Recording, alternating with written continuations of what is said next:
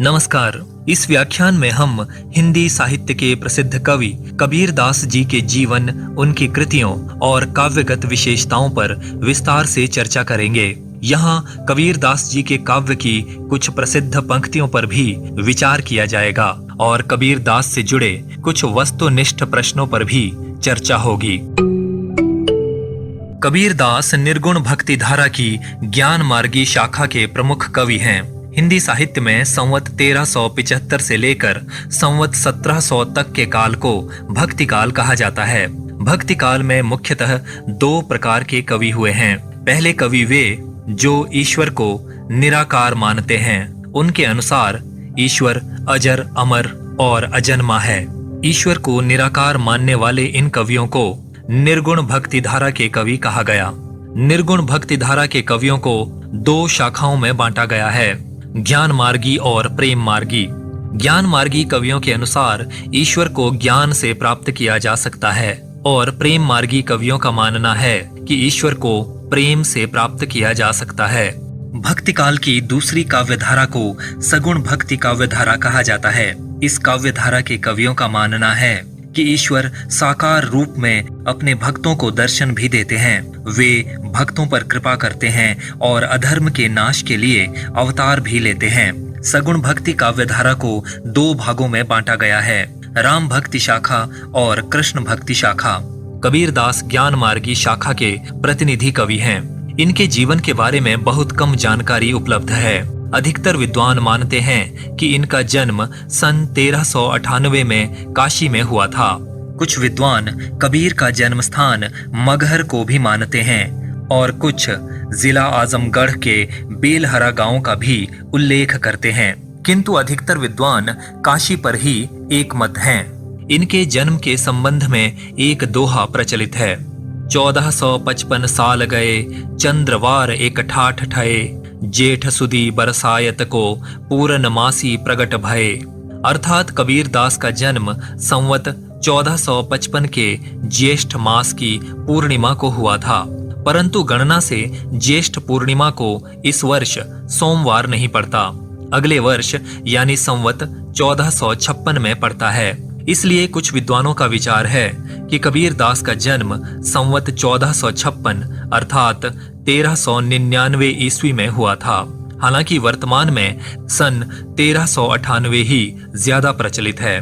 जनश्रुतियों के अनुसार कबीर को किसी विधवा ब्राह्मणी ने जन्म दिया था, जिसने लोकलाज के भय से इन्हें लहरतारा तालाब के किनारे छोड़ दिया था। कबीर पंथियों का विश्वास है कि कबीर जी लहरतारा तालाब में कमल के फूल पर अवतरित हुए थे, जहां से नीरू और नीमा नामक जुलाहा दंपति इन्हें अपने घर ले गए और इनका पालन पोषण किया। बड़े होने पर कबीर ने अपना पैतृक व्यवसाय अपनाया और बुनकर का कार्य करते रहे। इन्हें शिक्षा प्राप्त करने का अवसर नहीं मिला, लेकिन ये बहुत बुद्धिमान और चिंतनशील थे। इनकी अवलोकन क्षमता बहुत अच्छी थी। साधु संतों की संगति से और अपने परिवेश से इन्होंने बहुत कुछ ग्रहण किया। कपड़ा बुनते बुनते इन्होंने अपने विचारों तथा अनुभवों को कविता में ढालना भी सीखा। कबीर सीधी और सच्ची बात कहने में विश्वास करते थे। ये कागज पर लिखी बातों की अपेक्षा अनुभव को ही प्रमाण मानते थे। यानी इनका मानना था कि जिसे हम आंखों से देख सकें और महसूस कर सकें, उसे ही सत्य माना जाना चाहिए, न कि किताबों में लिखी बातों को बिना सोचे विचारे सत्य मान लेना चाहिए। कबीर एक समर्पित भक्त भी थे और समाज सुधार का प्रयास करने वाले क्रांतिकारी रचनाकार भी थे। परंपरा से और जनश्रुतियों के आधार पर रामानंद जी को कबीर का गुरु माना जाता है। कहा जाता है कि अंधेरे में गंगा तट पर सोए हुए कबीर के शरीर पर रामानंद जी के खड़ाऊ पड़ गए थे और वे राम राम कह उठे थे। कबीर ने इसी राम नाम को गुरु मंत्र मान लिया था। अपनी बानियों में इन्होंने गुरु रामानंद का नाम बड़ी श्रद्धा से लिया है। कबीर कहते हैं, सतगुरु के परताप से मिटी गयो सब दुख दंद, कह कबीर दुविधा मिटी, गुरु मिलिया रामानंद। और ये लिखते हैं, काशी में हम प्रगट भये, रामानंद चेताए। कुछ लोग इनके गुरु के तौर पर शेख तकी का भी उल्लेख करते हैं, किंतु ये तथ्य अधिक विश्वसनीय नहीं है, क्योंकि कबीर के काव्य में शेख तकी के प्रति श्रद्धा या सम्मान के भाव नहीं मिलते। जैसे शेख तकी तब मीजै हाथा, सूखे मुंह नहीं आवे बाता। एक स्थान पर कबीर कहते हैं, घट घट है अविनाशी, सुनहु तकी तुम शेख। माना जाता है कि कबीर विवाहित थे तथा इनकी पत्नी का नाम लोई था। इनका एक पुत्र और एक पुत्री थी, जिनके नाम कमाल तथा कमाली थे। कबीर आजीवन पाखंड तथा अंधविश्वासों का विरोध करते रहे। ये भी कहा जाता है कि कबीर द्वारा हिंदू और मुस्लिम धर्मों की मान्यताओं का खंडन और विरोध करने के कारण मुस्लिम शासक सिकंदर लोधी ने कबीर को यातनाएं दी थीं। कबीर ने लगभग 120 वर्षों का लंबा जीवन पाया। अंतिम वर्षों में ये काशी से मगहर चले गए थे और सन 1518 में वहीं पर इनका देहावसान हुआ। माना जाता है कि कबीर की वाणी का संग्रह सन 1464 में उनके शिष्य धर्मदास ने बीजक नाम से किया। कबीर पंथ में बीजक सबसे अधिक मान्य ग्रंथ है। इससे अनेक जनश्रुतियां जुड़ी हुई हैं। ये प्रसिद्ध है कि कबीर ने स्वयं इस ग्रंथ को अपने 2 शिष्यों जगजीवन दास और भगवान दास को दिया था। भगवान दास द्वारा स्थापित गद्दी छपरा जिले में धनौती मठ में है। कहा जाता है कि वर्तमान में जो बीजक ग्रंथ प्रचलित है वो 18वीं शताब्दी में धनौती मठ से ही प्रकाशित हुआ है। बीजक पर कई महत्वपूर्ण टीकाएं लिखी गई हैं। टीका ऐसी रचना को कहा जाता है जिसमें किसी ग्रंथ की व्याख्या की गई हो और उसका सरलीकरण किया गया हो। बीजक पर लिखी गई अनेक टीकाओं में से 2 बहुत अधिक प्रसिद्ध हैं। पहली पूरनदास की लिखी हुई तिरजया या त्रिज्या टीका, जो सर्वप्रथम सन 1892 में प्रकाशित हुई थी। दूसरी रीवा के महाराज विश्वनाथ सिंह जूदेव की टीका पाखंड खंडिनी, जो प्रथम बार बनारस में छपी थी और बाद में कई जगहों से प्रकाशित होती रही। बीजक की टीकाओं में ये सबसे अधिक पांडित्यपूर्ण है, परंतु इसमें साकेत वासी राम का प्रतिपादन है, इसलिए कबीर पंथ में इसे अधिक महत्व नहीं दिया जाता। बीजक में कबीर की रचनाओं के 3 मुख्य भाग हैं, साखी, सबद और रमैनी या रमैणी। साखी शब्द साक्षी का तद्भव रूप है। साखियों का संबंध गुरु के उपदेशों से जोड़ा जाता है, यानी ये दोहे या बानियां मानो गुरु के उपदेशों का प्रत्यक्ष रूप है। साखियों में अध्यात्म, नीति और लोक व्यवहार से संबंधित बातों को व्यक्त किया गया है। अधिकांश साखियां दोहा और सोरठा छंद में लिखी गई हैं। साखियों की भाषा राजस्थानी और पंजाबी मिश्रित खड़ी बोली है। सबद या सबदी गेय रचनाएं या पद हैं। इन्हें बानी, वचन या उपदेश भी कहा जाता है। इनमें आध्यात्मिक अनुभव, सिद्धांत और भावात्मकता का समावेश है। ये राग रागिनियों में निबद्ध हैं। दोहा चौपाई शैली में लिखी गई रचनाओं को रमैनी कहा गया है। रमैनी शब्द रामायण या रामायणी से बना है। ये नित्य पाठ के लिए लिखी गई रचनाएं हैं। सबद और रमैनी की रचना ब्रज भाषा और पूर्वी बोली में हुई है। नागरी प्रचारिणी सभा ने सन 1916 में कबीर की बानियों का प्रकाशन कबीर वचनावली नाम से करवाया। इसका संपादन अयोध्या सिंह उपाध्याय हरिऔध ने किया था। वर्ष 1928 में नागरी प्रचारिणी सभा ने कबीर की रचनाओं का संग्रह कबीर ग्रंथावली नाम से प्रकाशित करवाया। इसका संपादन बाबू श्याम सुंदर दास ने किया था। गुरु ग्रंथ साहिब में भी कबीर की बानियों का कुछ भाग संकलित है। कबीर की बानियों का सबसे पुराना रूप गुरु ग्रंथ साहब में ही मिलता है। इस ग्रंथ में संकलित कबीर की साखियों को सलोकु या श्लोक कहा गया है। कुछ रमैनियां भी संकलित हैं, जिन्हें 52 आखरी कहा गया है। आचार्य हजारी प्रसाद द्विवेदी ने कबीर पर एक शोधपरक ग्रंथ लिखा है, जिसका शीर्षक कबीर है। इसका प्रकाशन वर्ष सन 1942 है। इनके अलावा डॉक्टर सरनाम सिंह, डॉक्टर गोविंद त्रिगुणायत ने भी कबीर पर उत्तम शोध कार्य किया है। अब कबीर की काव्यगत विशेषताओं पर चर्चा करते हैं। कबीर के काव्य की पहली विशेषता है निर्गुण ईश्वर की उपासना। कबीर निर्गुण ब्रह्म के उपासक हैं। वे उस ईश्वर में विश्वास रखते हैं जो अजर अमर, अजन्मा तथा निराकार है। इन्होंने उसे राम, खुदा, साहिब, जगदीश, ईश्वर, हरि, गोपाल, गोविंद, साईं, भरतार और परमात्मा जैसे नामों से पुकारा है। इनके राम दशरथ पुत्र राम नहीं हैं। ये कहते भी हैं, दशरथ सुत तिहु लोक बखाना, राम नाम का मरम है आना। अर्थात दशरथ के पुत्र राम की चर्चा तो तीनों लोकों में होती है या सारे समाज में होती है, लेकिन राम नाम का वास्तविक अर्थ कुछ और ही है। इस अर्थ को साधारण लोग या अज्ञानी नहीं समझ सकते। कबीर के काव्य की दूसरी विशेषता है सद्गुरु का महत्व। कबीर के अनुसार सद्गुरु उस धोबी के समान है जो शिष्य रूपी वस्त्र को ज्ञान से धोकर स्वच्छ एवं पवित्र कर देता है। सद्गुरु ही शिष्य को ईश्वर से मिलने का सही मार्ग दिखाता है। कबीर कहते हैं, यह तन विष की बेलरी, गुरु अमृत की खान, शीस दिए जो गुरु मिले तो भी सस्ता जान। अर्थात ये शरीर विष की लता के समान है और गुरु अमृत का भंडार है। यदि सिर अर्पित करके भी यानी बहुत बड़ा बलिदान करके भी गुरु की प्राप्ति होती हो तो भी इसे सस्ता और लाभदायक सौदा समझना चाहिए। एक स्थान पर कबीर लिखते हैं, गुरु गोविंद दोऊ खड़े, काके लागू पाए, बलिहारी गुरु आपने, गोविंद दियो बताए। अर्थात गुरु और ईश्वर दोनों खड़े हैं और मैं असमंजस में हूँ कि मुझे किसके पैर छूने चाहिए।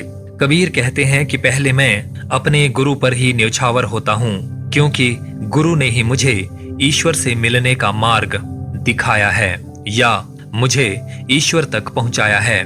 कबीर के काव्य की अगली विशेषता है जाति प्रथा का विरोध। कबीर के समय में भारतीय समाज जाति प्रथा के कठोर बंधन में जकड़ा हुआ था। कबीर का मानना था कि मनुष्य जन्म से नहीं बल्कि अपने चरित्र, अपने कर्म और अपने विचारों से श्रेष्ठ बनता है। इसीलिए ये जाति व्यवस्था पर प्रहार करते हुए कहते हैं, जाति पाति पूछे नहीं कोई, हरि को भजसो हरि का होई। अर्थात किसी से जाति पूछने या किसी को जाति बताने की आवश्यकता नहीं है। जो व्यक्ति ईश्वर की भक्ति या साधना में लीन रहता है वो ईश्वर के आशीर्वाद का पात्र बनता है। कबीर ब्राह्मण के ब्राह्मणत्व को खुली चुनौती देते हुए पूछते हैं, जो तू बाह्मण बाह्मणी जाया, आन बाट काहे नहीं आया। अर्थात यदि तुम ब्राह्मण हो तो तुम ब्राह्मणी के गर्भ से क्यों पैदा हुए, तुम किसी दूसरे रास्ते से इस संसार में क्यों नहीं आए। समाज सुधार या खंडन मंडन की प्रवृत्ति कबीर के काव्य की विशेषता है। कबीर भक्त होने के साथ साथ समाज सुधारक भी थे। इनके काव्य में खंडन मंडन की प्रवृत्ति मिलती है, यानी ये कुरीतियों का विरोध करके समाज को बेहतर बनाना चाहते थे। इन्होंने तत्कालीन हिंदू और मुस्लिम समाज में व्याप्त कुरीतियों, रूढ़ियों, अंधविश्वासों तथा पाखंड का विरोध किया। इन्होंने मूर्ति पूजा, बलि प्रथा, व्रत, रोजा, नमाज, अजान, छाप, तिलक, माला, तीर्थ यात्रा और स्नान आदि धार्मिक आडंबरों को व्यर्थ बताकर मन की पवित्रता पर बल दिया। निम्न दोहों में कबीर के ये विचार व्यक्त हुए हैं। मूर्ति पूजा का विरोध करते हुए कबीर कहते हैं, पाथर पूजे हरि मिले तो मैं पूजूं पहाड़, ताते या चाकी भली पी सिखाए संसार। अर्थात यदि पत्थर को पूजने से या मूर्ति पूजा करने से ईश्वर की प्राप्ति होती हो तो मैं पूरे पहाड़ को पूजने के लिए तैयार हूँ, लेकिन पत्थर की पूजा करने से बेहतर है कि हम उस चक्की की पूजा करें जिसका पीसा हुआ अनाज सारा संसार खाता है। तीर्थों में स्नान करने की निरर्थकता पर व्यंग्य करते हुए कबीर कहते हैं, नहाए धोए क्या भया जो मन मैल न जाए, मीन सदा जल में रहे धोए बास न जाए। अर्थात तीर्थों में नहाने धोने से कोई लाभ नहीं, क्योंकि उससे मन की बुराइयां या मन का मैल नष्ट नहीं होता। मछली तो हमेशा ही पानी में रहती है, लेकिन कई बार धोने पर भी उसके शरीर की दुर्गंध दूर नहीं होती। माला फेरने की निरर्थकता पर कबीर कहते हैं, माला फेरत जुग गया मिटा न मन का फेर, कर का मन का डारी के मन का फेर। अर्थात माला फेरते हुए बहुत समय बीत जाता है, लेकिन फिर भी मनुष्य के मन की प्रवृत्ति या उसका मूल स्वभाव नहीं बदलता, यानी उसकी बुराइयां कम नहीं होती। इसलिए मनुष्य को माला के मनकों को छोड़कर अपने मन रूपी मनके को फेरना चाहिए, यानी अपने मन की बुराइयों को दूर करना चाहिए और अपने स्वभाव को पवित्र और आचरण को श्रेष्ठ बनाने का प्रयास करना चाहिए। अजान और मस्जिदों पर व्यंग्य करते हुए कबीर कहते हैं, कांकर पाथर जोरी कै मस्जिद लई बनाय, ता चढ़ी मुल्ला बांग दे बहिरा हुआ खुदाय। अर्थात कंकड़ और पत्थर जोड़कर तुमने एक मस्जिद बना ली है और उस पर चढ़कर तुम अजान देते हो या खुदा को पुकारते हो। क्या तुम्हारा खुदा बहरा हो गया है? कबीर के काव्य की अगली विशेषता रहस्यवाद है। निराकार या अज्ञात ईश्वर के संबंध में आत्मा द्वारा अपनी जिज्ञासा प्रकट करना और उसके प्रति अपने प्रेम का निवेदन ही रहस्यवाद है। काव्य में इसे अभिव्यक्त करने के लिए नायिका एवं नायक के प्रतीकों का प्रयोग भी किया जाता है। कबीर ने भी आत्मा और परमात्मा के संबंधों पर पर्याप्त चिंतन एवं मनन किया है। इसी कारण इनके काव्य में अनेक रहस्यात्मक उक्तियां भी देखने को मिलती हैं। कबीर का मानना है कि ज्ञान की प्राप्ति होने पर आत्मा परमात्मा को अनुभव करने लगती है। कबीर के रहस्यवादी विचारों के संबंध में ये दोहा बहुत प्रसिद्ध है। जल में कुंभ, कुंभ में जल है, बाहर भीतर पानी, फूटा कुंभ जल जल ही समाना, यह तथ कहियौ ज्ञानी। अर्थात पानी में घड़ा है और घड़े में पानी है। घड़े के अंदर और बाहर दोनों ही ओर पानी है। जब ये घड़ा फूट जाता है तो भीतर का जल बाहर के जल से मिल जाता है। ये बात ज्ञानी पुरुषों द्वारा कही गई है। यहाँ पर घड़ा माया का प्रतीक है। घड़े के अंदर का जल जीवात्मा का प्रतीक है और बाहर का जल परमात्मा का प्रतीक है। जब माया रूपी घड़ा फूट जाता है तो जीवात्मा परमात्मा से मिल जाती है या आत्मा परमात्मा को अनुभव करने लगती है। भक्ति भावना और विरह कबीर के काव्य की अगली विशेषता है। कबीर पहले भक्त हैं और बाद में कवि या समाज सुधारक। इनकी भक्ति में कहीं दास्य और कहीं माधुर्य भाव नजर आता है। दास्य भाव की भक्ति उस भक्ति को कहा जाता है जिसमें भक्त खुद को ईश्वर का दास या सेवक मानता है। माधुर्य भाव की भक्ति में भक्त ईश्वर के साथ पति पत्नी या प्रेमी प्रेमिका जैसा मधुर संबंध स्थापित करता है। कबीर भी अपनी आत्मा को स्त्री और परमेश्वर को पुरुष मानकर उसके विरह में अलग अलग अनुभवों से गुजरते हैं। इनके काव्य में विरहिणी आत्मा की करुण पुकार सर्वत्र गूंजती है। कबीर ईश्वर से अपनी आत्मा पर कृपा करने की प्रार्थना करते हैं। कबीर कहते हैं, या विरहिणी को मीचु दे या आपा दिखराय, आठ पहर का दांझना मों पे सहा न जाय। अर्थात या तो मेरी विरहिणी आत्मा को मृत्यु दे दो या उस पर कृपा करो या अपनापन दिखलाओ। ये 8 पहर या 24 घंटे की व्याकुलता अब मुझसे सही नहीं जाती। कबीर के काव्य की अगली विशेषता नारी के प्रति उनका दृष्टिकोण है। कबीर का मानना है कि एक साधक को सांसारिक आकर्षण और काम, मोह आदि विकारों से दूर रहना चाहिए। इसी कारण ये नारी को माया का रूप मानकर उसे साधना में बाधक मानते हैं। कबीर कहते हैं, नारी की झाई परत अंधा होत भुजंग, कबीरा तिनकी कागति नित नारी के संग। अर्थात नारी अथवा माया की परछाई पड़ने मात्र से ही सांप जैसा जीव मानो अंधा हो जाता है। यानी जहां माया अथवा धन संपत्ति गड़ी होती है, लोक मान्यताओं के अनुसार सांप जैसे जीव उस माया या संपत्ति के आकर्षण से खींचे चले आते हैं और उसी स्थान पर रहकर माया या संपत्ति की रक्षा करते रहते हैं। कबीर कहते हैं कि न जाने उनकी हालत क्या होगी जो हमेशा ही नारी अथवा माया के साथ रहते हैं या सदा ही नारी अथवा माया के आकर्षण से बंधे हुए रहते हैं। एक स्थान पर कबीर कहते हैं, एक कनक अरुकामिनी दुर्गम घाटी दोय। अर्थात एक तो सोना अथवा संपत्ति और दूसरी सुंदर स्त्री, दोनों ही बड़ी दुर्गम घाटियों की तरह हैं, जिसमें साधारण मनुष्य भटक कर या उलझ कर रह जाता है। कबीर ने नारी को माया का रूप मानकर अनेक स्थानों पर नारी की निंदा की है, लेकिन ऐसा सर्वत्र नहीं है। कबीर पतिव्रता स्त्री की प्रशंसा भी करते हैं। वे कहते हैं, पतिव्रता मैली भली काली कुचित कुरूप, पतिव्रता के रूप पर वारव कोटि स्वरूप। अर्थात पतिव्रता यदि मैली कुचैली भी हो, उसका रंग भले ही सांवला हो, वो अज्ञानी या मूर्ख हो, और भले ही वो ज्यादा सुंदर ना हो, मैं पतिव्रता स्त्री के रूप पर, उसकी छवि या उसके व्यक्तित्व पर करोड़ों सुंदर वस्तुओं को न्यौछावर करने के लिए तैयार हूँ। आत्मसमर्पण की भावना कबीर के काव्य की अगली विशेषता है। भक्ति के क्षेत्र में कबीर का आत्मसमर्पण दर्शनीय है।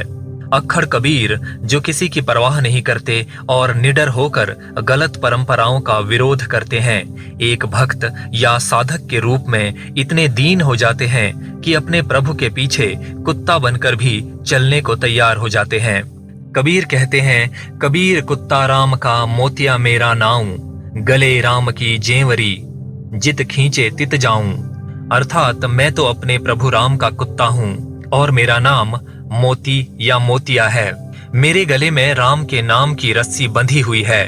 मेरे प्रभु राम मुझे जिस ओर खींचते हैं, मैं उसी ओर चला जाता हूँ। कबीर के काव्य की अगली विशेषता है नीति ज्ञान का समावेश। कबीर एक साधक और सुधारक तो हैं ही, लोक व्यवहार को भी अच्छी तरह समझते हैं। जीवन को इन्होंने बहुत निकट से देखा और समझा था, उस पर निरंतर चिंतन और मनन किया था। इसी कारण लोक जीवन के इनके अनुभव और इनका नीति ज्ञान सूक्तियों के रूप में काव्य में विद्यमान है। उदाहरण के लिए, बुरा जो देखण में चला बुरा न मिलया कोय, जो दिल खोजा आपना मुझसे बुरा न कोय। अर्थात मैं संसार में बुरे लोगों को खोज रहा था, लेकिन मुझे कोई भी बुरा व्यक्ति नहीं मिला। जब मैंने अपने ही मन को खोजा, अपने मन को टटोला, तो मुझे पता चला कि दुनिया में मुझसे बुरा कोई नहीं है। जाति न पूछो साध की, पूछ लीजिए ज्ञान, मोल करो तरवार का, पड़ा रहन दो म्यान। अर्थात साधु व्यक्ति से जाति अथवा कुल गोत्र इत्यादि पूछने से क्या लाभ। यदि कुछ पूछना ही है तो ज्ञान की बातें पूछनी चाहिए। मनुष्य को चाहिए कि वो तलवार का मूल्य पता करे या तलवार के बारे में बात करे। म्यान के बारे में बात करने से क्या लाभ, क्योंकि मनुष्य के लिए म्यान से ज्यादा तलवार महत्वपूर्ण है। यानी मनुष्य की जाति से ज्यादा उसका ज्ञान और उसका चरित्र मायने रखता है। बड़ा हुआ तो क्या हुआ, जैसे पेड़ खजूर, पंथी को छाया नहीं, फल लागे अति दूर। अर्थात खजूर के पेड़ की तरह बड़ा होने से या धनवान होने से कोई लाभ नहीं है। खजूर का पेड़ ना तो किसी मुसाफिर को छाया दे पाता है और ना ही कोई व्यक्ति आसानी से उसके फल खा सकता है, क्योंकि उसके फल बहुत ऊंचाई पर होते हैं। इसका भावार्थ ये हुआ कि जो व्यक्ति अपनी संपत्ति का उपयोग समाज की भलाई के लिए नहीं करता, उसका धनवान होना व्यर्थ है। वैराग्य भावना कबीर के काव्य की अगली विशेषता है। कबीर को संसार की क्षण भंगुरता का भी ज्ञान है। ये जानते हैं कि मनुष्य का जीवन और उसकी संपत्ति सब कुछ क्षणिक है, इसलिए इस नश्वर संसार में मनुष्य को हर प्रकार के अहंकार से दूर रहना चाहिए। कबीर कहते हैं, पानी केरा बुदबुदा आसमान उसकी जात, देखत ही छिप जाएगा ज्यों तारा प्रभात। अर्थात मनुष्य का जीवन या उसका व्यक्तित्व पानी के एक बुलबुले के समान है। जिस तरह सुबह होने पर तारे छुप जाते हैं, उसी प्रकार मनुष्य का नश्वर जीवन भी एक दिन मौत के हवाले हो जाएगा। कबीर गर्भ ना कीजिए ऊंचा देखी अवासु, आजू काल ही भुई लेटना ऊपरी जामे घासू। कबीर कहते हैं कि मनुष्य को अपने ऊंचे ऊंचे भवनों पर गर्व नहीं करना चाहिए, क्योंकि आज या कल तो हमें इस मिट्टी में ही मिलना है और आखिर में हमारी कब्र या हमारी समाधि पर केवल घास ही उगती है। यह तन काचा कुंभ है, लिया फिरे था साथी, ढबका लागा फूटी गया कछु न आया हाथी। अर्थात ये शरीर किसी कच्चे घड़े के समान है, जिसे हम अपने साथ लिए फिरते हैं। जरा सी चोट लगने पर या जरा सा धक्का लगने पर ये फूट जाता है और हमारे हाथ कुछ भी नहीं आता। आइए अब कबीर के काव्य के कला पक्ष पर विचार करते हैं। सबसे पहले कबीर की भाषा पर चर्चा करते हैं। कबीर चूंकि निरक्षर थे, इसलिए इनकी भाषा में एक रूपता नहीं मिलती। कबीर की काव्य भाषा मिश्रित भाषा है, जिसमें ब्रज, राजस्थानी, खड़ी बोली, अवधी, गुजराती और पंजाबी के शब्द मिलते हैं। इनकी भाषा को आचार्य रामचंद्र शुक्ल ने सधुक्कड़ी और बाबू श्याम सुंदर दास ने पंचमेल खिचड़ी कहा है। कबीर ने लोक प्रचलित मुहावरों और लोकोक्तियों का भी प्रयोग किया है। कबीर का शास्त्रीय ज्ञान कैसा भी रहा हो, एक कवि या रचनाकार के तौर पर इन्हें जो भी कहना होता था, ये भाषा से कहलवा कर ही मानते थे। इसलिए आचार्य हजारी प्रसाद द्विवेदी ने इन्हें भाषा या वाणी का डिक्टेटर कहा है। शांत रस की प्रधानता। कबीर के काव्य में भक्ति और वैराग्य की प्रमुखता होने के कारण शांत रस की प्रधानता है। छंद। कबीर ने मुख्यतः दोहा, सोरठा, चौपाई छंद में काव्य रचा है और इसके अलावा गेय पदों की भी रचना की है। अलंकार। इनकी रचनाओं में उपमा, रूपक, अनुप्रास, अन्योक्ति, समासोक्ति तथा अतिशयोक्ति आदि अलंकार सहजता से मिल जाते हैं। अन्योक्ति कबीर का प्रिय अलंकार है। संगीतात्मकता। कबीर के काव्य में गेयता है और लोक संगीत के तत्व विद्यमान हैं।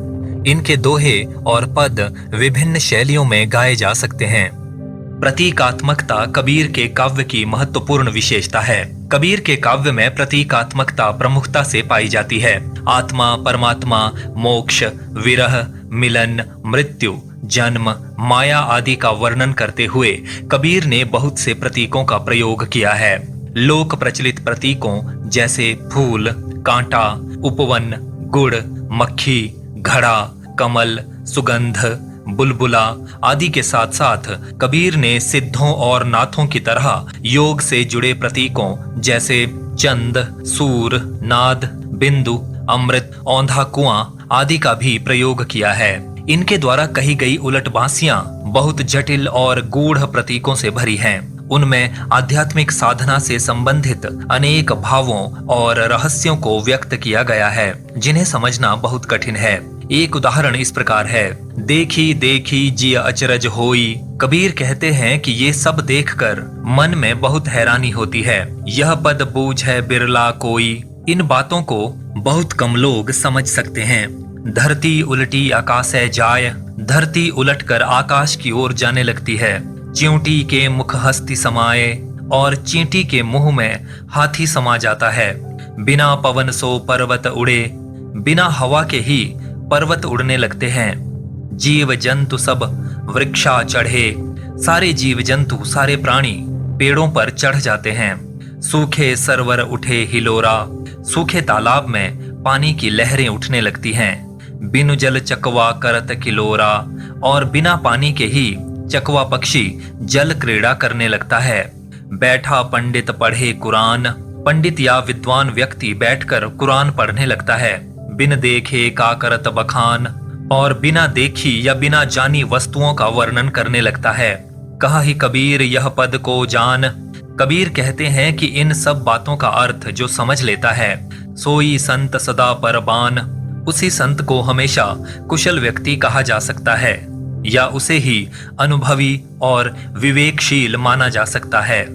मुक्तक काव्य शैली कबीर के काव्य की एक और विशेषता है। मुक्तक शैली में हर एक छंद अपने आप में स्वतंत्र होता है। प्रत्येक छंद संपूर्ण अर्थ को व्यक्त कर देता है और ऊपर नीचे के छंदों से किसी भी छंद का कोई संबंध नहीं होता। कबीर का सारा काव्य मुक्तक शैली में रचा गया है और उसमें श्रेष्ठ मुक्तक काव्य के सभी गुण विद्यमान हैं। कबीर ने दोहे जैसे छोटे छंद के माध्यम से भी अनेक भावों, विचारों और संदेशों को बड़ी कुशलता से व्यक्त किया है। कबीर के काव्य में जीवन की गहन अनुभूतियां पूरी सच्चाई और मार्मिकता के साथ व्यक्त हुई हैं।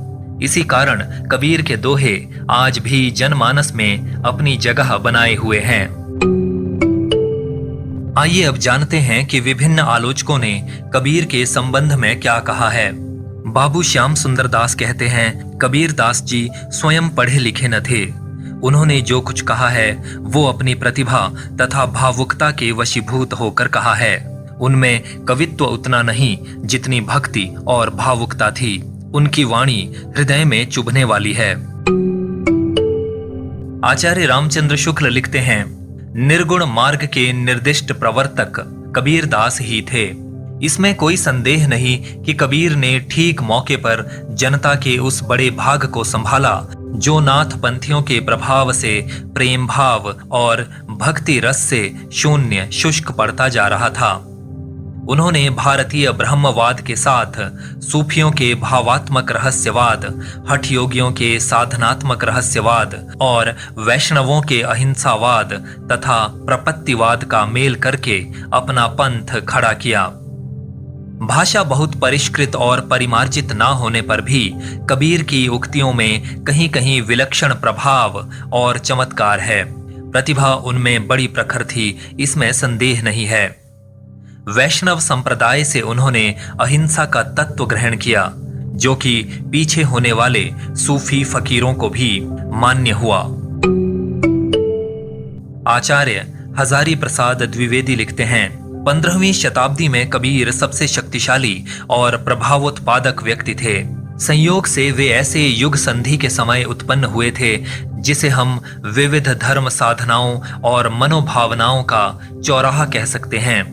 वे मुसलमान होकर भी असल में मुसलमान नहीं थे, वे हिंदू होकर भी हिंदू नहीं थे, वे साधु होकर भी साधु नहीं थे, वे वैष्णव होकर भी वैष्णव नहीं थे, वे योगी होकर भी योगी नहीं थे।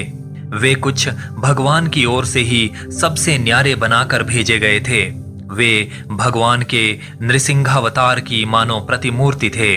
नृसिंह की भांति नाना असंभव समझी जाने वाली परिस्थितियों के मिलन बिंदु पर अवतीर्ण हुए थे। कबीर दास ऐसे ही मिलन बिंदु पर खड़े थे, जहां से एक ओर हिंदुत्व निकल जाता है और दूसरी ओर मुसलमानत्व, जहां एक ओर ज्ञान निकल जाता है दूसरी ओर शिक्षा, जहां एक ओर योग मार्ग निकल जाता है दूसरी ओर भक्ति मार्ग, जहां से एक ओर निर्गुण भावना निकल जाती है दूसरी ओर सगुण साधना। उसी प्रशस्त चौराहे पर वे खड़े थे।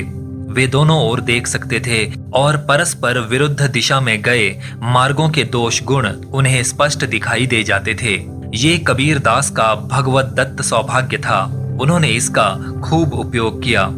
कबीर दास के आक्रमणों में जहां लापरवाही का कवच है, वहां आत्मविश्वास का कृपाण भी है। कबीर ग्रंथावली के पदों और साखियों में ये घर फूंक मस्ती और फक्कड़ाना लापरवाही मिल जाती है, परंतु बीजक के पदों में वो बहुत कम हो गई है।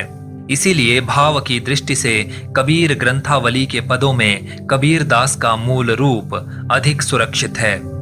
सहज सत्य को सहज ढंग से वर्णन करने में कबीर दास अपना प्रतिद्वंद्वी नहीं जानते। वे मनुष्य बुद्धि को व्याहत करने वाली सभी वस्तुओं को अस्वीकार करने का अपार साहस लेकर अवतीर्ण हुए थे। पंडित, शेख, मुनि, पीर, औलिया, कुरान, पुराण, रोजा, नमाज, एकादशी, मंदिर और मस्जिद उन दिनों मनुष्य चित्त को अभिभूत कर बैठे थे, परंतु वे कबीर दास का मार्ग न रोक सके। इसीलिए कबीर अपने युग के सबसे बड़े क्रांतदर्शी थे। हिंदी साहित्य के हजारों वर्षों के इतिहास में कबीर जैसा व्यक्तित्व लेकर कोई लेखक उत्पन्न नहीं हुआ। महिमा में ये व्यक्तित्व केवल एक ही प्रतिद्वंद्वी जानता है, तुलसीदास। कविता करना उनका लक्ष्य नहीं था, फिर भी उनकी उक्तियों में कवित्व की ऊंची से ऊंची उड़ान प्राप्य है। भाषा पर कबीर का जबरदस्त अधिकार था। वे वाणी के डिक्टेटर थे। जिस बात को उन्होंने जिस रूप में प्रकट करना चाहा है, उसे उसी रूप में भाषा से कहलवा दिया। बन गया तो सीधे सीधे, नहीं तो दरेरा देकर। भाषा कुछ कबीर के सामने लाचार सी नजर आती है। उसमें मानो ऐसी हिम्मत ही नहीं है कि इस लापरवाह फक्कड़ की किसी फरमाइश को ना ही कर सके, और अकथ कहानी को रूप देकर मनोग्राही बना देने की जैसी ताकत कबीर की भाषा में है, वैसी बहुत कम लेखकों में पाई जाती है। ऐसे थे कबीर, सिर से पैर तक मस्त मौला, स्वभाव में फक्कड़, आदत से अक्खड़, भक्त के सामने निरीह, भेषधारी के आगे प्रचंड, दिल से साफ, दिमाग से दुरुस्त, भीतर से कोमल, बाहर से कठोर, जन्म से अस्पृश्य, कर्म से वंदनीय। कबीर ने ऐसी बहुत बातें कही हैं जिनसे समाज सुधार में सहायता मिलती है, पर इसलिए उनको समाज सुधारक समझना गलती है। डॉक्टर बच्चन सिंह लिखते हैं, हिंदी भक्ति काव्य का प्रथम क्रांतिकारी पुरस्कर्ता कबीर है। संत कवियों में कबीर के बाद के कवि वैसे ही दिखाई पड़ते हैं जैसे चंद्रोदय के बाद नक्षत्र मालाएं। कबीर की भाषा संत भाषा है। भाषा की ये स्वाभाविकता आगे चलकर प्रेमचंद में ही मिलती है। डॉक्टर सरनाम सिंह लिखते हैं, कबीर मूलतः कवि न थे, किंतु ये तथ्य भी झुठलाया नहीं जा सकता कि विचार एवं अनुभूति की धूप छांव में लोक काव्य की भक्तिपूर्ण अंगड़ाइयों का आविर्भाव हिंदी भाषा साहित्य में सबसे पहले कबीर वाणी में हुआ। किंतु कुछ आलोचकों ने कबीर जी की वाणी के मूल्यांकन में न्याय नहीं किया। विषय, भाव शैली और भाषा के संबंध में उन्होंने कबीर वाणी की बड़ी छीछालेदर की है। कबीर जी का निष्पक्ष आलोचक इस अतिवादी आलोचना को सहन नहीं कर सकता। राम स्वरूप चतुर्वेदी लिखते हैं, ये विलक्षण है कि कबीर में जैसा बोलियों का सम्मिश्रण है वैसा ही मनोदशाओं का भी। ये निश्चय ही उनकी कला क्षमता का प्रमाण है।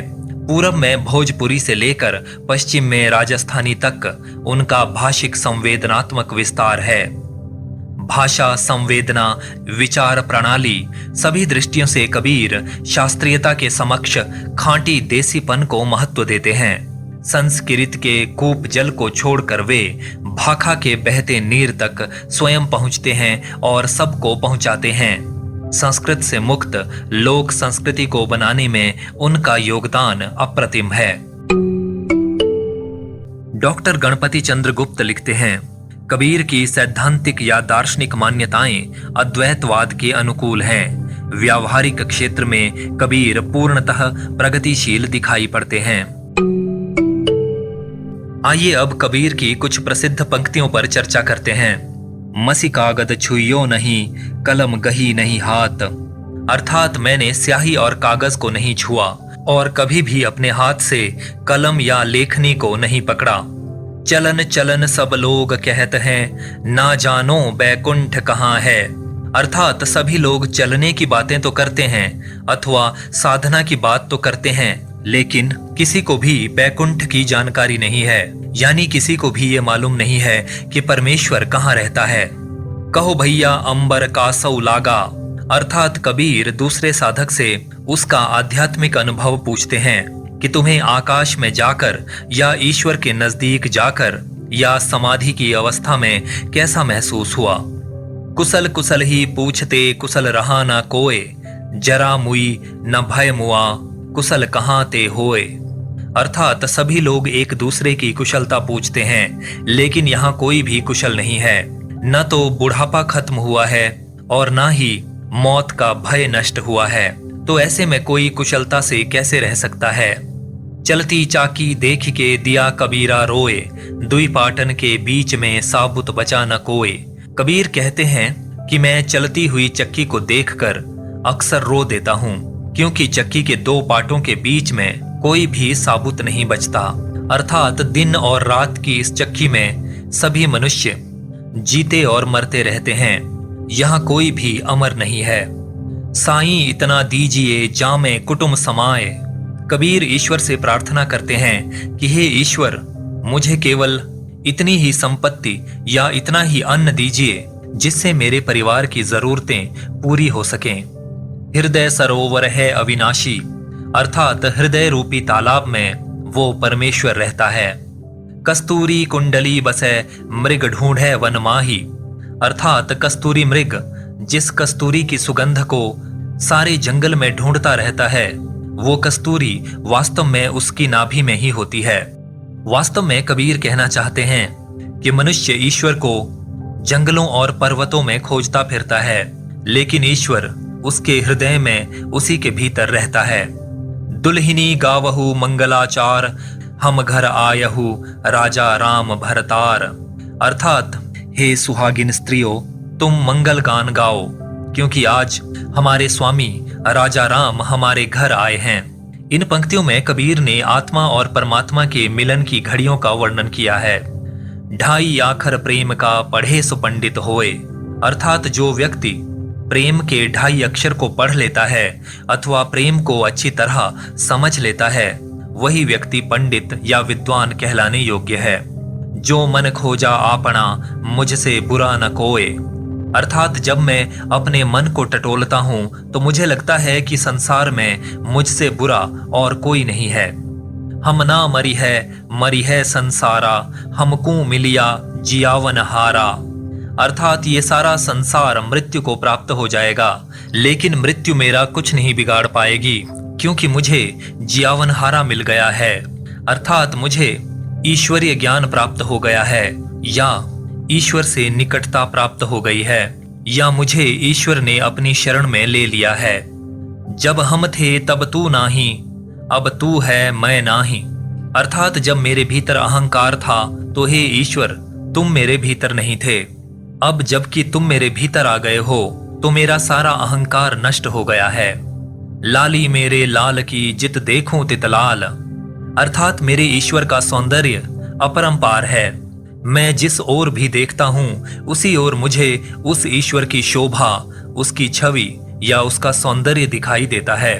तनना बुनना तजय कबीरा, राम नाम लिख लिया शरीरा, अर्थात कबीर ने तनना बुनना छोड़ दिया है और शरीर पर राम का नाम लिख लिया है, यानी कबीर ने अपने आप को ईश्वर को समर्पित कर दिया है।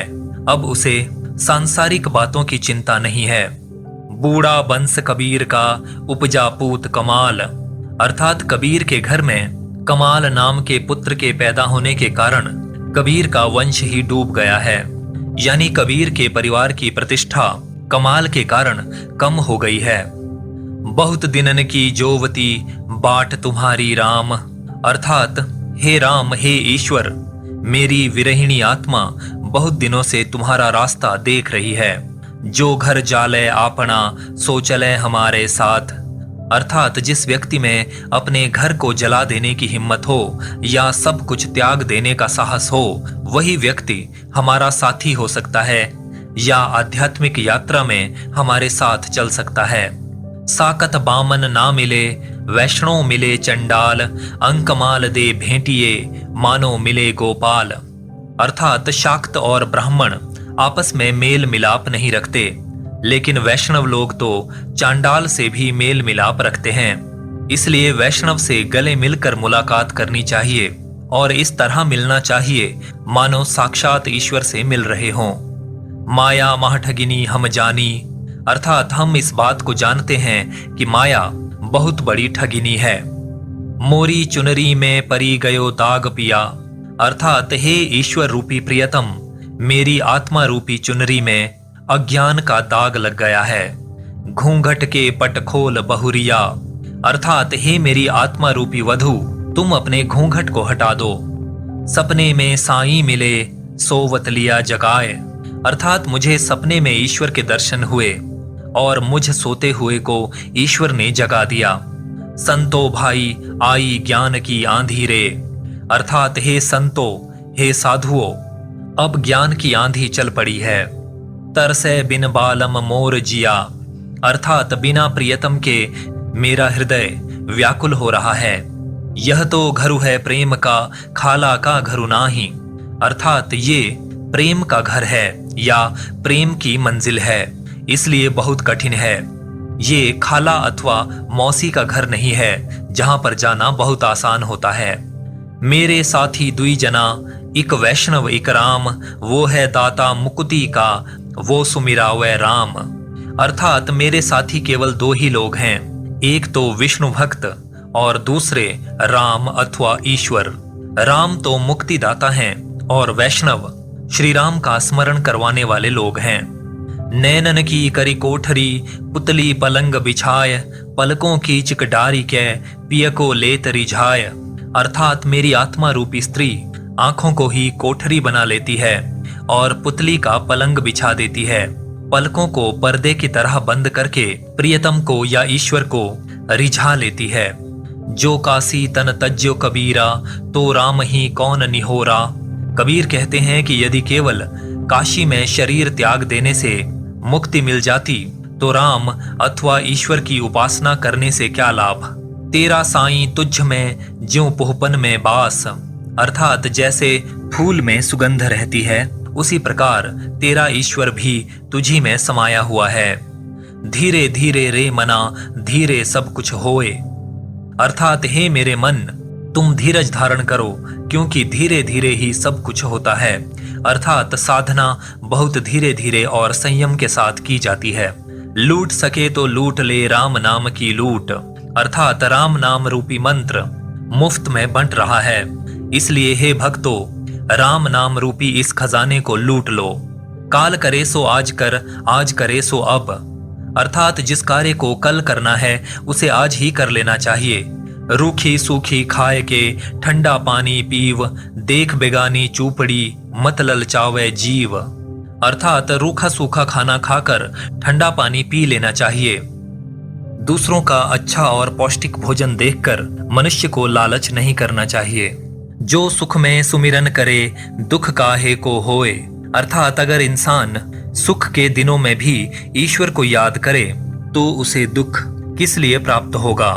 पोथी पड़ी पड़ी जगमुआ, पंडित भया न कोय, ढाई आखर प्रेम का, पढ़े सो पंडित होए, अर्थात संसार में लोगों का जीवन किताबें पढ़ पढ़ कर समाप्त हो जाता है, मगर फिर भी कोई सच्चा ज्ञानी नहीं बन पाता। कबीर कहते हैं कि यदि कोई व्यक्ति प्रेम का ढाई अक्षर पढ़ लेता है या प्रेम को ही भली भांति समझ लेता है तो वो वास्तविक पंडित या ज्ञानी हो जाता है। जिन खोजा तिन पाइया, गहरे पानी पैठ, जो बपुरा बूढ़न डरा, रहा किनारे बैठ, अर्थात लोग भक्ति और साधना के पानी में डूबकर ईश्वर को या परम ज्ञान को पा लेते हैं, मगर जो लोग इस पानी में डूबने के डर से नहीं उतरते वे किनारे पर ही बैठे रह जाते हैं, यानी उन्हें कुछ भी प्राप्त नहीं होता। निंदक नियरे राखिए आंगन कुटी छवाय, अर्थात निंदा करने वाले व्यक्ति को अपने आसपास ही रखना चाहिए और हो सके तो आंगन में ही कुटिया बनाकर उस व्यक्ति को बसा देना चाहिए। दुर्लभ मानुष जन्म है होई न बारंबार, अर्थात ये मनुष्य का जीवन या मनुष्य योनि बड़ी कठिनाई से मिलती है, ये मनुष्य जीवन बार बार नहीं मिलता। अरे इन दो न राह न पाई, अर्थात हिंदुओं और मुस्लिमों दोनों को ही अभी तक सही रास्ता नहीं मिला है। न काहू से दोस्ती न काहू से बैर, अर्थात मेरी ना तो किसी से दोस्ती है और ना ही किसी से बैर या शत्रुता है। तन को जोगी सब करे मन को बिरला कोय, अर्थात जोगियों वाली वेशभूषा धारण करके कोई भी जोगी कहला सकता है, लेकिन भीतर से या अंतर मन से बहुत कम लोग ही सन्यासी हो पाते हैं। ऊंचे कुल क्या जन्मिया जे करनी ऊंच न होए, अर्थात ऊंचे कुल में जन्म लेने से क्या लाभ यदि कर्म या कार्य अच्छे नहीं हैं या व्यक्ति का चरित्र अच्छा नहीं है। प्रेम न बाड़ी उपजे प्रेम न हाट बिकाई, अर्थात प्रेम ना तो बगीचे में पैदा होता है और ना ही हाट अथवा बाजार में बिकता है। साईं के सब जीव हैं कीरी कुंजर दोए, अर्थात सभी जीव जंतु उस ईश्वर की ही रचना हैं। चाहे छोटा सा कीड़ा हो चाहे बड़ा सा हाथी हो, दोनों ही ईश्वर के बनाए हुए हैं और दोनों में ही ईश्वर निवास करते हैं। सूर समाना चंद में दहू किया घर एक, मन का चीता तब भया कछु पुरबिला लेख, यानी पिंगला नाड़ी ईड़ा नाड़ी में समा गई और दोनों ने ही सुषुम्ना नाड़ी में अपना ठिकाना बना लिया है। कुछ पुराने कर्मों के कारण साधक के मन की इच्छा पूरी हो गई है। हरि मोरा प्यू मैं हरि की बहुरिया, अर्थात ईश्वर मेरे पति अथवा स्वामी हैं और मैं उनकी वधू अथवा पत्नी हूँ। आइए अब कबीर से जुड़े कुछ बहुविकल्पीय प्रश्नों पर चर्चा करते हैं। कबीर शब्द का अर्थ क्या है? छोटा, महान या साहसी? सही उत्तर है महान। जनश्रुतियों के अनुसार बालक कबीर किस तालाब के किनारे पड़े मिले थे? नयन तारा, लहर तारा या पुष्कर? सही उत्तर है लहर तारा। कबीर के जन्म से संबंधित एक दोहे में कबीर के जन्म वर्ष के रूप में किस संवत का उल्लेख है? संवत 1398, संवत 1518 या संवत 1455? सही उत्तर है संवत 1455। एक दोहे के अनुसार कबीर का जन्म किस महीने की पूर्णिमा को हुआ था? फाल्गुन, ज्येष्ठ या कार्तिक? सही उत्तर है ज्येष्ठ। कबीर जी का जन्म कब हुआ था? 1398 ईस्वी, 1455 ईस्वी या 1518 ईस्वी? सही उत्तर है 1398 ईस्वी। कबीर की जाति क्या मानी जाती है? बुनकर या जुलाहा, राजपूत या गुसाई? सही उत्तर है बुनकर या जुलाहा। कबीर के पालक माता पिता कौन थे? विधवा ब्राह्मणी, नीरू नीमा नामक जुलाहा दंपति या क्षत्रिय परिवार? सही उत्तर है नीरू नीमा नामक जुलाहा दंपति। परंपरा से कबीर का गुरु किन्हें माना जाता है? रामानंद, शेख मोहिदी या शेख बुरहान? सही उत्तर है रामानंद। जनश्रुतियों के अनुसार किस शासक ने कबीर को यातनाएं दी थीं? औरंगजेब, मुहम्मद बिन तुगलक या सिकंदर लोधी? सही उत्तर है सिकंदर लोधी। कबीर का संबंध हिंदी साहित्य के किस काल से है? भक्तिकाल, रीतिकाल या आदिकाल? सही उत्तर है भक्तिकाल। कबीर ने अपना अधिकांश जीवन किस शहर में बिताया? इलाहाबाद, काशी या मगहर? सही उत्तर है काशी। कबीर के पुत्र का क्या नाम था? विशाल, कमाल या धर्मदास? सही उत्तर है कमाल। कबीर की मृत्यु कहाँ हुई मानी जाती है? काशी, मगहर या इलाहाबाद? सही उत्तर है मगहर। कबीर जी की भाषा को क्या कहा जाता है? सधुक्कड़ी, खड़ी बोली या अवधी? सही उत्तर है सधुक्कड़ी। कबीर का संबंध भक्ति काल की किस शाखा से जोड़ा जाता है? ज्ञान मार्गी शाखा, प्रेम मार्गी शाखा या राम भक्ति काव्यधारा? सही उत्तर है ज्ञान मार्गी शाखा। कबीर की बानियों का संग्रह किस नाम से किया गया है? कबीर नामा, कबीर काव्य या बीजक? सही उत्तर है बीजक। कबीर की बानियों का संग्रह बीजक नाम से किसने किया? रैदास, धर्मदास या कमाल? सही उत्तर है धर्मदास। सिखों के किस ग्रंथ में कबीर की बानियों का कुछ भाग संकलित है? जपू जी साहब, गुरु ग्रंथ साहब या दसम ग्रंथ? सही उत्तर है गुरु ग्रंथ साहब। कबीर जी की भक्ति मुख्यतः किस भाव की है? सख्य, माधुर्य एवं दास्य या वात्सल्य भाव? सही उत्तर है माधुर्य एवं दास्य। कबीर वाणी में दोहे को क्या नाम दिया गया है? साखी, रमैनी या पद? सही उत्तर है साखी। कबीर किस काव्य धारा के प्रवर्तक थे? सूफी काव्य, संत काव्य या कृष्ण भक्ति काव्य? सही उत्तर है संत काव्य। हजारी प्रसाद द्विवेदी की कबीर पर लिखी गई पुस्तक का नाम क्या है? क्रांतिकारी कबीर, कबीर या विद्रोही कबीर? सही उत्तर है कबीर। श्याम सुंदर दास ने कबीर काव्य पर किस पुस्तक का संपादन किया? कबीर ग्रंथावली, साधक कबीर या कबीर संचय? सही उत्तर है कबीर ग्रंथावली। श्याम सुंदर दास द्वारा संपादित कबीर ग्रंथावली कब प्रकाशित हुई थी? सन 1918, सन 1928 या सन 1935? सही उत्तर है सन 1928। कबीर जी ने किस धर्म के आडंबरों और कर्म कांडों का विरोध किया? ईसाई, हिंदू मुस्लिम या बौद्ध मत? सही उत्तर है हिंदू मुस्लिम। परंपरा से कबीर की पत्नी का नाम क्या माना जाता है? निर्गुनिया, रत्नावली या माई लोई? सही उत्तर है माई लोई। किस विद्वान ने कबीर को नृसिंहावतार की प्रतिमूर्ति कहा है? हजारी प्रसाद द्विवेदी, श्याम सुंदर दास या राम स्वरूप चतुर्वेदी? सही उत्तर है हजारी प्रसाद द्विवेदी। कबीर जी किस व्यवसाय से जुड़े थे? बर्तन बनाना, कपड़ा बुनना या खेती करना? सही उत्तर है कपड़ा बुनना। कबीर की साखियां गुरु ग्रंथ साहब में किस नाम से संकलित हैं? सलोकु, दोहे या अमृतवाणी? सही उत्तर है सलोकु। किस विद्वान ने कबीर को वाणी का डिक्टेटर कहा है? रामचंद्र शुक्ल, राम कुमार वर्मा या हजारी प्रसाद द्विवेदी? सही उत्तर है हजारी प्रसाद द्विवेदी। कबीर की रमैनियों की रचना किन छंदों में हुई है? कवित्त, सवैया या दोहा चौपाई? सही उत्तर है दोहा चौपाई। 52 आखरी नाम से गुरु ग्रंथ साहब में कबीर की कौन सी रचनाएं संकलित हैं? साखी, सबद या रमैनी? सही उत्तर है रमैनी। रामानंद जी के अलावा कबीर के गुरु के तौर पर किसकी चर्चा की जाती है? शेख मोहिदी, शेख तकी या शेख बुरहान? सही उत्तर है शेख तकी। बीजक का अंग है साखी, सबद, रमैनी या उपर्युक्त सभी? सही उत्तर है उपर्युक्त सभी। कबीर के काव्य की विशेषता है श्री राम भक्ति, श्री कृष्ण भक्ति या निर्गुणोपासना? सही उत्तर है निर्गुणोपासना।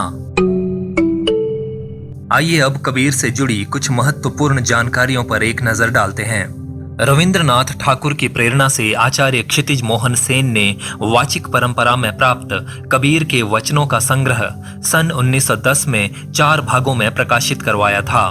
फिर रविंद्रनाथ ने स्वयं भी इनमें से 100 पद चुनकर उनका अंग्रेजी में अनुवाद किया और एवलिन अंडरहिल की भूमिका के साथ लंदन से 100 पोएम्स ऑफ कबीर शीर्षक से सन 1914 में प्रकाशित करवाया था। अनंतदास जी ने कबीर के जीवन पर कबीर परिचयी नामक ग्रंथ लिखा है। इस परिचय या परिचय ग्रंथ में कबीर के जीवन की प्रमुख घटनाओं का वर्णन किया गया है और उनके 120 वर्ष तक जीवित रहने का भी उल्लेख है। इस परिचय से ये स्पष्ट होता है कि कबीर मुसलमान जुलाहे थे और काशी में निवास करते थे। उन्होंने रामानंद से दीक्षा प्राप्त की थी। सिकंदर लोधी ने जब काशी में प्रवेश किया तो उसने कबीर पर अनेक अत्याचार किए। परिचय में कबीर के आध्यात्मिक चमत्कारों का भी उल्लेख है। ये ग्रंथ चौपाई और दोहों में लिखा गया है। कबीर के साहित्य को प्रकाश में लाने का श्रेय H.H. विल्सन को दिया जाता है। विल्सन ने सन 1903 में कबीर के ग्रंथों को खोजकर उनकी संख्या 8 बताई थी। Bishop G.H. वेस्टकॉट नामक विद्वान ने कबीर के 84 ग्रंथों की सूची प्रस्तुत की और रामदास गौड़ ने 71 पुस्तकों के नाम गिनाए हैं।